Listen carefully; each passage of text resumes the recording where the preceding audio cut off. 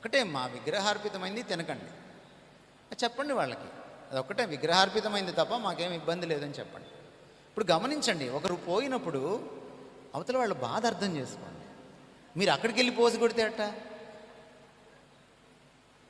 పోయినప్పుడు మీ పని ఏంటండి? వెళ్ళి మీరేం చేయాలి? ఆదరించాలి వాళ్ళని. వాళ్ళు ముస్లిమ్సా హిందూసా ఎవరైతే మీకేంటి, మనుషులు కదా. మనుషులంతా దేవుని పోలికలు కదా. చెప్పట్లేదా బైబిల్? వాళ్ళని మీరు ఆదరించండి. ఆదరణకు ప్రేమకు మారుపేరు క్రైస్తవం. మర్చిపోయారా? కనుక మనం ఇలాంటివి చేయకూడదు. చక్కగా వెళ్ళండి.